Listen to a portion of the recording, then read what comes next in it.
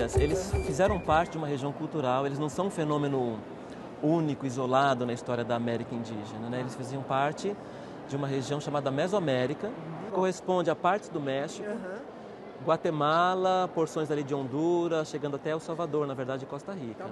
Dentro da qual havia vários outros povos semelhantes culturalmente aos maias, daí essa ideia de região cultural.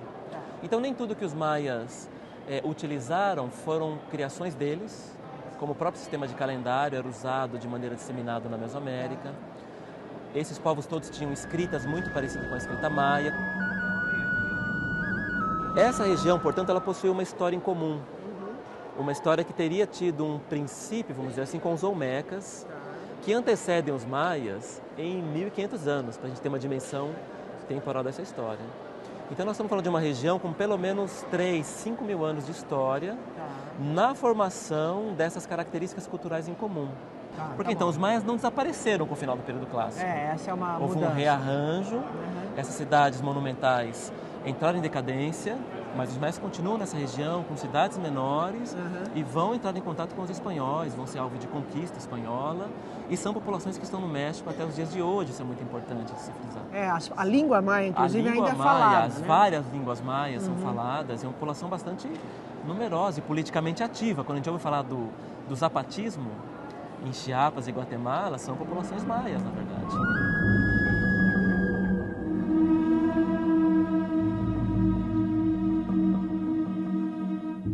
Quase tudo que está aqui nessa exposição é do período clássico maia.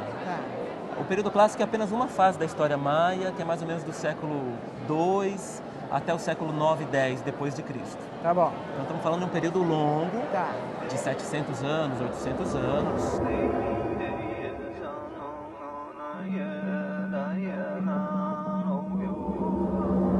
Para os maias, você diz que tem registro de data, tem uma história, tem historiografia, tem um registro de data. Isso. Quando a gente fala em...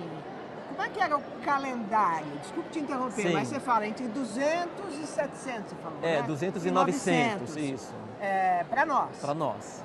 Isso é uma conversão já das datas que eles registravam ao nosso sistema. Tá bom. Porque o sistema deles partia de uma data inicial que correspondia mais ou menos ao dia 13 ou 14 de agosto de 3114 a.C. Isso era uma espécie de dia zero deles. E a partir dessa data, que eles fixaram como data inicial, data zero, eles contavam os dias, meses, anos, ciclos maiores que estão registrados nessas estelas. Então o que está registrado aí, na verdade, é logicamente que é uma outra data que diz alguma coisa parecida. Hoje estamos há tantos dias, tantos tuns, tantos bactuns, que eram as unidades calendáricas deles, dessa data inicial que eu te falei. Tá bom. Fazendo a conversão, aí dá para nós o dia 25 de setembro de 572 depois de Cristo.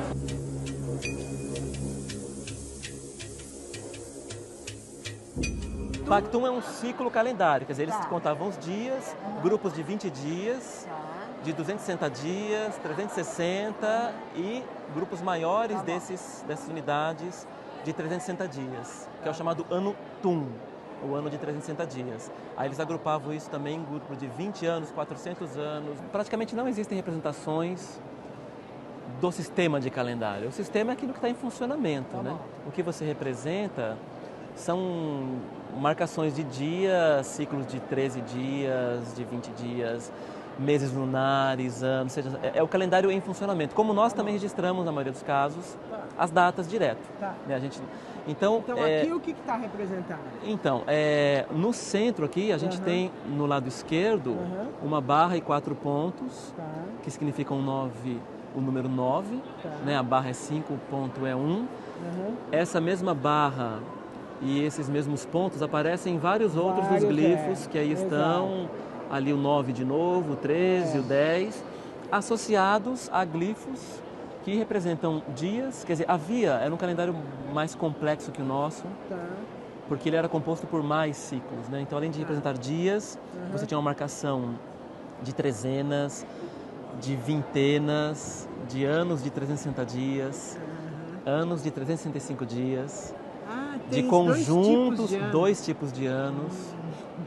que funcionam de maneira concatenada, e havia um outro ano também de 260 dias. Então a gente poderia falar que haviam três anos diferentes que funcionam de maneira concatenada. E muitos desses registros, eles colocam todos esses ciclos, ou seja, eles localizam um dia em relação àquela data inicial que eu falei para você, com uma precisão de dia, portanto eu posso saber a quantos dias estamos daquela data, por meio da representação, então, do dia do ciclo de 20 dias, do ano de 360, 365, 260, meses lunares.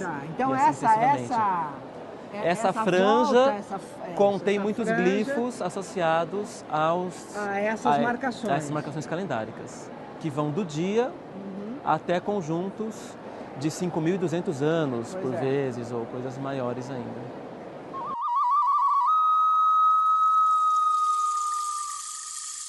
Então eles tinham uma noção de passado, vamos dizer, profunda. Muito profundíssima, porque essa data inicial que eu falei para você, ela seria a data inicial da idade atual. Então antes da idade atual, tem outras idades anteriores. Então há registros maias que falam em milhões de anos, que é alguma coisa que, por exemplo, no pensamento cristão ocidental dessa época era inconcebível. E na América indígena, não só para os maias, essa ideia das idades mostraria que o mundo havia se transformado também. Isso é uma coisa interessantíssima, porque tem muito mais a ver com a nossa visão científica do mundo, pós-geologia, pós-Darwin, etc., e que eles teriam essa noção do que com o cristianismo e com o judaísmo, que pensou o mundo de maneira muito estática, né? muito, enfim, sem grandes transformações. Só os maias desenvolveram a escrita? Não. Então a escritura, justamente, o calendário, é uma dessas características que dão essa unidade para os mesoamericanos. Então, desde a região maia até lá o centro do México, eu encontro a escritura, o calendário, com certos ciclos que são os mesmos. Os maias adicionaram um ou outro ciclo calendário, mas o sistema é o mesmo. E a escrita também, qual que é a diferença? A gente tem pelo menos três ou quatro importantes sistemas de escritas mesoamericanos. O maia, o olmeca, o zapoteca, o mixteco náhuatl. Eles têm particularidades. Por exemplo, os maias usaram mais glifos fonéticos, mas também usavam glifos ideográficos. Outros sistemas é um glifo que representa um som, exatamente. Aí eu junto glifos que representam sons. Dizer, é mais parecido com uma letra ou com uma sílaba. Ou com uma sílaba, era silábico justamente. E aí eu junto sílabas e formo uma palavra ou um conceito. Eu posso ter glifos que são ideográficos, que um único glifo já representa uma ideia toda, mais inclusive do que uma palavra, portanto. Então todos os sistemas mesoamericanos mesclaram as duas coisas. O maia usou mais fonéticos e menos ideográficos. O mixteco náhuatl usou mais ideográficos e menos fonéticos. Mas ambos, portanto, conjugam as duas coisas. O fato de uma sociedade, ou desses quatro grupos, terem desenvolvido a escrita, nos fala o que sobre a sociedade, sobre a cultura? Bom, nos fala de um tipo de sociedade no qual essa escrita, ela era alguma coisa muito circunscrita às elites dirigentes. E ela era usada, portanto, para finalidades muito vinculadas às elites dirigentes, que era fazer, entre aspas, a propaganda dos seus feitos, registrar as suas guerras, nascimentos, tributos. Há livros, portanto, que são registros de tributos, né? Então nos fala de uma sociedade que teve essa necessidade, seja de propaganda, de controle de tributo, que encontrou no registro escrito uma forma de concretizar essa necessidade, né? De satisfazer essa necessidade. Então, uma função muito importante das elites era cuidar desses registros escritos e que contava com esses especialistas na produção desse tipo de escrito ou também de livros, que eram chamados de códices. E onde estão os códices? Os códices estão em várias partes do mundo, inclusive no México, mas principalmente na Europa. Os pré-hispânicos são poucos que sobreviveram. São cerca de 12, 15 códices pré-hispânicos. 3 deles são maias, que é o códice de Dresde, de Paris e de Madrid. E que pelo próprio nome, Dresden, Madrid e Paris, porque estão nas cidades europeias de Dresden, Madrid e Paris.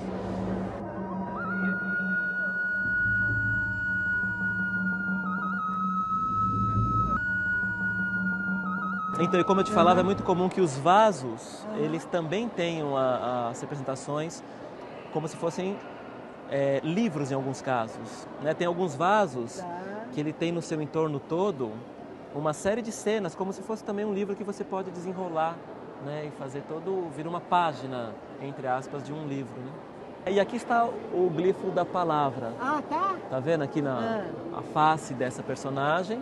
Tá. Tem a boca dele, da frente sai uma voluta. Uma voluta, uma vírgula, da boca saem palavras. Saem palavras, que são palavras que nos códices, que são os livros que eu falei para você, dependendo da cor, do formato, tem significados diferentes. Uma palavra sábia, de uma palavra enraivecida, né? Dependendo do tipo de voluta. É muito interessante que a palavra é material, né? Ela é material. Ela é representada como e a palavra é som, né? Ar, né? Que é material.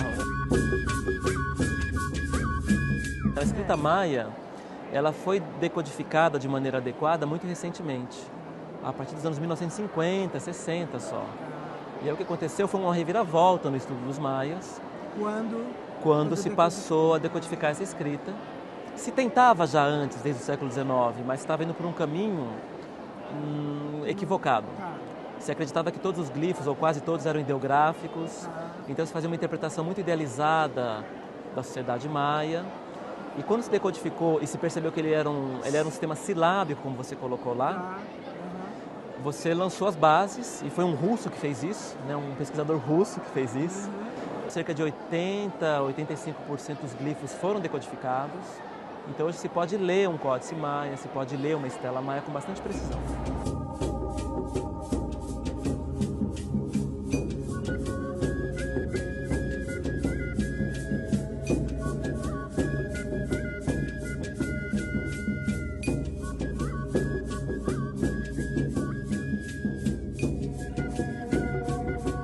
Uma coisa muito comum também era essa ideia de homens que se transformavam em animais, ou seja, toda uma fluidez na concepção de mundo deles entre os seres. Ou seja, os animais e os homens não são tão opostos como no cristianismo e judaísmo, na verdade. Ou o reino animal, a natureza que nós chamamos, não é visto como uma coisa negativa, o reino do pecado, uma coisa que tem uma conotação bastante negativa no cristianismo. É como se os animais fossem outras humanidades. Outras humanidades que também têm pensamento, que também têm sua linguagem, que também têm seus propósitos, e com as quais eu entabulo relações, que portanto são relações sociais também. É uma coisa diferente para nós pensarmos que há uma sociedade que ela pode ser formada não apenas por homens, mas por homens, pelos jaguares, pelas aves, pelos mortos, pelos deuses. Então é uma concepção de sociedade muito mais complexa, muito mais variada que a nossa, com as quais eu tenho que entabular relações sociais. Inclusive com os deuses. Inclusive com os deuses. Mas também com os animais. Eu sei, mas porque entabular relações sociais com os deuses seria como? Seria como? Seria, por exemplo, fazer oferendas, negociações, nas quais eu dou certas coisas, mas recebo, ou até exijo outras coisas em troca, na verdade. Não há uma relação de uma submissão a um Deus onipotente que comanda a todos, mas esse tipo de negociação, quase como uma negociação de grupos sociais. E os homens se transformam em animais? Se transformam em animais, em deuses. Também Deus se transformam em homens, homens em animais, animais em homens. Ou seja, há também uma concepção que não essencializa os seres, que acreditava que era possível você fazer esse caminho, né? Fazer esse tráfego entre essas condições. Então, por exemplo, é muito comum você ter homens ou figuras antropomorfas que são morcegos, jaguares, e isso é uma coisa positiva, na verdade. São poucas pessoas que conseguem. Também não é uma coisa banal esse tipo de transformação, né? É uma coisa que é feita por algumas pessoas especiais, né? Tá, nesses pratos que são de oferenda funerária. Isso. Onde que é essa transformação? Então você vê nessa figura que são morcegos e são homens ao mesmo tempo, né? Ou são morcegos, homens, e tem figuras também, tem traços às vezes de macacos ou coisas parecidas, né? Por vezes a composição é de mais de um ser, ou de mais de dois, ou de mais de três seres, né? emplumada. A serpente emplumada era uma espécie de deidade comum à Mesoamérica, ou muito importante do período clássico em diante, e que é uma junção, então, portanto, de uma serpente com plumas de aves de Quetzal, daí ela é chamada de Quetzalcoatl. Na língua náhuatl, Quetzal é o nome da ave, e Coatl é serpente na língua náhuatl, que era a língua que os astecas falavam, que também são muito famosos, os astecas, que é um grupo culturalmente aparentado aos maias. Em maia se chamava Kukulkan.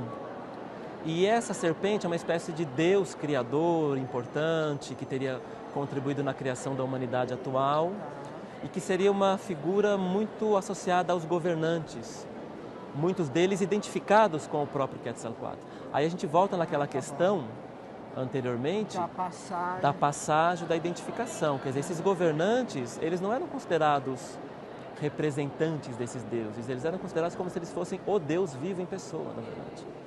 Ele era o Deus. Muitos sacerdotes também eram considerados. Eles eram chamados com o mesmo nome, com o mesmo substantivo, Teotl, que significa Deus, do que a deidade. Então ele era considerado como essa deidade viva. Né? Os rituais são tão importantes para os dirigentes quanto para as camadas de pessoas comuns? Eu acho que sim, são. Porque eles são realizados, né, as atividades cerimoniais, em todos esses âmbitos. Tá bom. Alguns conglomerando a sociedade como um todo. E logicamente que esses são aqueles que são dirigidos pelas elites. Mas a população comum também realiza na sua roça de milho, no interior da sua casa, na hora que ela vai comer, uma série de atos cerimoniais. Quer dizer, uma vida bastante pautada por atitudes cerimoniais que relatam ou que nos mostram esse intercâmbio social com outros entes, com os mortos, com os deuses, com os animais, né, o tempo todo, na verdade. Esse tipo de rosto é muito comum. Esse nariz muito comprido e a testa um pouco achatada. Nas figuras que a gente vê aqui tem muitas. Tem muitas. Elas são realistas, vamos dizer, quer dizer, as pessoas eram assim, essas cabeças são também do clássico tardio, isso, entre 600 e 900 depois de Cristo. Isso, e essa particularmente é muito famosa, ou são muito famosas as cabeças, porque é de um dos mais importantes, retrata um dos mais importantes governantes maias de Pacal, de Palenque, e o nome do governante é Pacal, porque Palenque foi uma das mais importantes cidades maias, que tem 1.200 anos de história, ela foi uma espécie de capital que dominou outras cidades no seu entorno, mas sim são traços realistas, isso é uma outra coisa que faz com que os maias, ou que a arte maia, a escultura maia, tenha muito sucesso entre nós.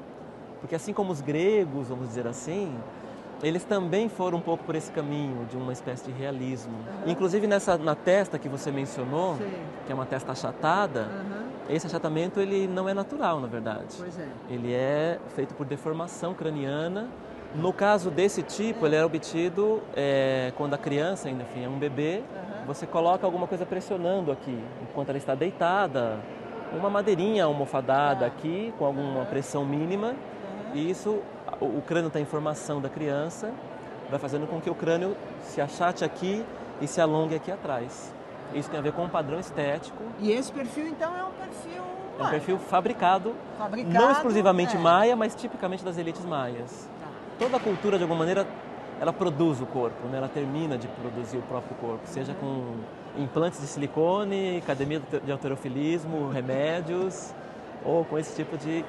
com adornos nas orelhas, que eram muito comuns também, grandes adornos nas orelhas, nos lábios, no nariz, né? Tudo isso era muito comum.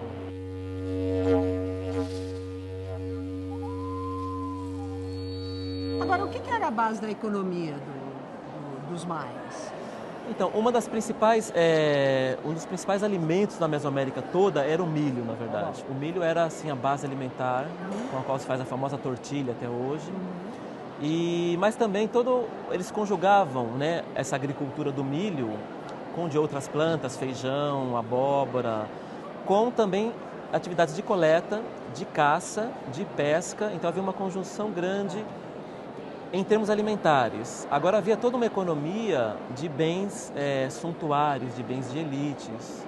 Ou seja, essas pedras verdes que a gente está vendo, essas plumas de ave, peles de animais, mantas de algodão, tudo isso possuía um comércio que circulava por toda essa Mesoamérica, e um comércio principalmente de bens de elite. E tinha dinheiro nessa sociedade ou não? Eles trocavam Não, com dinheiro ou trocavam? Não, trocavam em trocas diretas. Havia algumas coisas que tinham uma espécie de valor universal, então que você usava como uma espécie de intermediário na troca, como por exemplo a própria semente do cacau, mantas de algodão e alguns outros objetos que poderiam servir como intermediários nessas trocas. E quais são os registros da vida dos não dirigentes?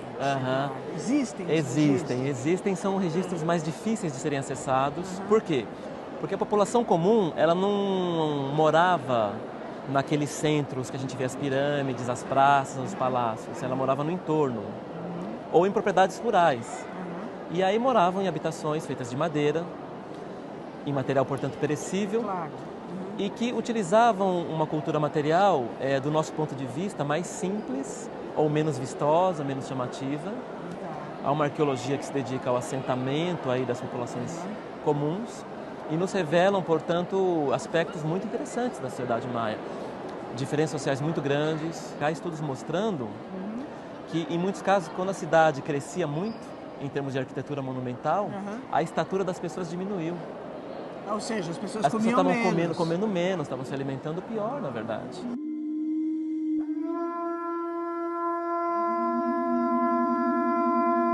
A gente pode falar numa arte maia, quer dizer, as pessoas que fizeram essas figuras, pode dizer que elas eram artistas? Eu acho que sim, no caso dos maias, em alguma medida sim, na verdade. Porque inclusive algumas obras, algumas daquelas cerâmicas, elas levam assinatura do escriba que teria feito ou do artista que as teria feito. Guardada as devidas proporções, né, são obras de artes que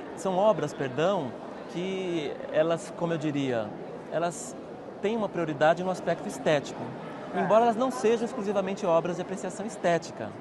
Essa seria a crítica de se falar somente numa arte, ou seja, não havia uma ideia de uma arte como objeto que teria como finalidade quase que única a apreciação estética, que estaria em galerias.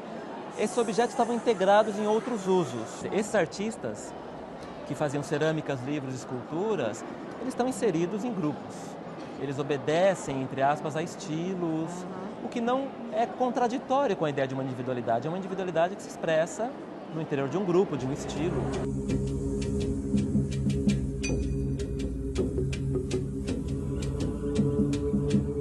É uma escultura, quer dizer, uma lápide em pedra que representa um cativo, né? Ele está com os braços para trás, os braços estão atados, a gente pode ver aqui no braço dele as cordas, porque nessas guerras de conquista era muito comum que se capturassem guerreiros importantes, governantes até, que eram levados como cativos, né?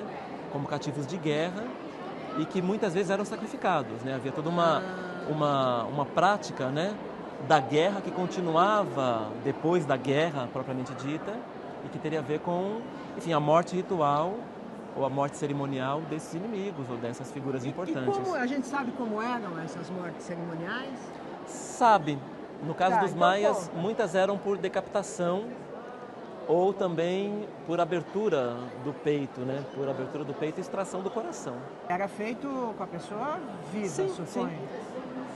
É como se fosse uma continuidade da guerra, ou seja, terminou a batalha, o que nós chamamos de batalha, e assim como na batalha morrem pessoas também, você continua essa atividade de uma maneira mais solene, cerimonial, como uma mostra, logicamente, de dominação, como uma mostra de vitória de um grupo sobre o outro. Isso são inscrições? São inscrições, exatamente. Então, essas inscrições, em geral, elas trazem o nome dessa personagem. Então, são personagens importantes, são figuras políticas importantes que haviam sido capturadas, né? E o nome da pessoa, a cidade de onde ela viria e, portanto, retrataria essa conquista de um povo sobre o outro, de um grupo sobre o outro. Né? Durante, talvez, 3 séculos, na verdade, houve um processo de decadência dessas cidades, porque talvez elas criaram um sistema que foi insustentável a médio prazo por conta de várias coisas, das guerras entre elas, porque essas cidades todas maias, o fato deles serem todos maias, não quer dizer que não havia competição, ou seja, a unidade política era cada uma das cidades. que, portanto, poderia ser amiga ou inimiga da outra. Então, assim, Palenque é uma cidade, era uma cidade. Toniná é outra, o Wakchatum é outra, Chichén Itzá é outra. E essas cidades, mais ou menos, nessa fase, no período clássico, pós-clássico, o que nós estamos falando em termos de números de pessoas? Estamos falando, por vezes, de 15 mil pessoas, 20 mil pessoas, 30 mil pessoas. Em cada uma das cidades. Em cada uma das cidades. É uma população bastante numerosa. E que, portanto, havia uma competitividade, ou uma competição entre elas. E essa competição significava alianças, mas também significava guerras e tributos. Isso tem um custo social muito grande. E quem paga esse custo social, em geral, são as populações das camadas mais baixas, que têm que pagar tributos, têm a sua carga de trabalho aumentada. Então, muitas cidades viviam tensões políticas internas também, pelas guerras, pelos tributos, e o que fez com que muitas delas, às vezes, tivessem rebeliões internas, ou que as populações simplesmente abandonaram essas cidades e foram para regiões para fora da zona de influência delas. Se reorganizar de maneira mais simples. Entre aspas, menos verticalizada, numa cidade menos verticalizada. E é esse tipo de sociedade que os espanhóis encontram. Ou seja, os mais estão agrupados no que a gente poderia chamar de vilas, pueblos ou pequenas cidades, mas são cidades que não têm essa monumentalidade que existiu no período clássico.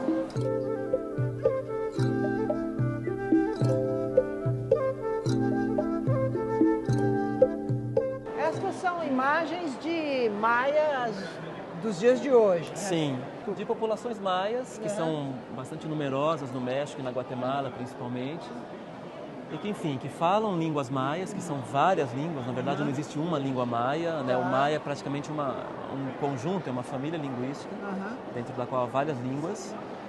E são populações que, enfim, elas estão integradas de alguma maneira à sociedade nacional mexicana ou da Guatemala, mas que mantêm toda uma série de particularidades que as definem como tais, né? Como grupos que, portanto, são diferentes de outros grupos da sociedade nacional mexicana ou guatemalteca, né? E o fato de eles falarem ainda as línguas maias é importante para a pesquisa nessa área? Quer dizer, que diferença faz? Qual é a diferença há entre ser estudioso de povos que de alguma forma existem e de povos que estão completamente extintos? Há uma grande diferença, porque, quer dizer, a língua, né, o pensamento dessas pessoas hoje, ele é um acervo, na verdade, que tem relação, que guarda relação com o pensamento dos maias do período clássico. Não é que seja um pensamento idêntico, né? Por exemplo, as populações maias todas, mexicanas ou da Guatemala, são hoje cristãs. Elas se consideram, não existe indígena no México que não se considere cristão. Mas, apesar disso, quer dizer, é um cristianismo que foi conjugado com esse pensamento ameríndio, maia, e que, portanto, o estudo tanto da língua deles, que é uma espécie também de acervo de conceitos, de ideias, mas o estudo de campo, o trabalho da antropologia. Então, no caso aí do estudo dos maias, se conjuga muito a arqueologia com a antropologia. O que dá a eles essa identidade maia? Quer dizer, o que é que mostra que estas pessoas descendem daquelas outras? Então, basicamente são a língua, mas também as unidades políticas, isso é muito interessante. Quer dizer, aquelas micro-unidades políticas, elas se rearranjaram, se fragmentaram, se reagruparam, mas elas continuam a existir. Então, há uma vida comunitária de pequenos grupos que continua a existir e a dizer, eu sou maia lacandon, eu sou maia quiché. Ou seja, porque também, quando a gente fala dos maias, é uma ideia de uma macroetnia. É como falam nos povos tupi no Brasil, alguma coisa assim. Dentro deles, né, dentro desse grande grupo, há toda uma particularidade do pertencimento a uma comunidade política mais restrita, nos quais os membros se sentem pertencentes e atuam de maneira coesa ou de maneira mais ou menos conjunta. Né? E você sabe dizer como para a sociedade mexicana o fato deles estarem num lugar de um passado tão evidentemente rico, vamos dizer, né? E que ainda tem estes remanescentes, como é que isso influi como é que a sociedade mexicana, digamos, mais ocidental vê isso e que impacto tem na vida mexicana? Sim. Acho que a visão que a sociedade nacional, vamos chamar assim, ou essa parte mais ocidentalizada do México, da Guatemala, ou mesmo aqui do Brasil, né? A forma como ela olhou para os indígenas variou muito ao longo do tempo. E variou desde de olhar para o indígena como um resquício do passado, que deve ser integrado à sociedade nacional, que significa, portanto, deixar de ser indígena. O caminho é fazer com que eles deixem de existir como grupos diferenciados. Eu acho que ainda bem isso mudou, né? Ou tem mudado nas últimas décadas. Há uma política dos próprios Estados-nações de, enfim, de valorizar a diferença, de valorizar o multiculturalismo, de valorizar, portanto, populações que são diversas e essa diversidade pode ser vista como um ponto de riqueza dessas nações.